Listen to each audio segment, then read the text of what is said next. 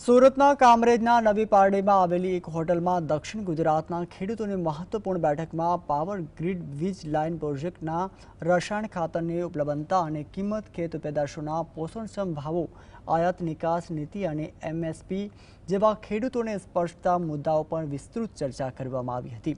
બેઠક બાદ કેટલાક મહત્વપૂર્ણ ઠરાવો પણ પસાર કરવામાં આવ્યા છે।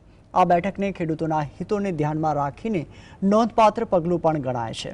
બેઠકમાં ભરૂચ, નર્મદા, તાપી, નવસારી, સુરતના ખેડૂતો પણ ઉપસ્થિત રહ્યા હતા। કામરેજ તાલુકો અને બીજા એક બે તાલુકા એવા છે જેમાં જંત્રીનો રેટ ઓછો છે, તો એના વિશે પણ ચર્ચા વિચારણા કરવામાં આવી છે કે જે તાલુકાની બજાર કિંમત વધારે છે પરંતુ જંત્રી ઓછી છે, તો એને કઈ રીતે સોલ્વ કરી શકાય અને એમાં ખેડૂતોને કઈ રીતે ન્યાય અપાવી શકાય એ દિશામાં પણ ખેડૂત સમાજ વિચારે છે। અને બધી ચર્ચા વિચારણાના અંતે બધા મુદ્દાના ઠરાવ કરવામાં આવ્યા છે અને નક્કી કરવામાં આવ્યું છે કે ખેડૂતોને કોઈ પણ ભોગે એકલો મૂકવા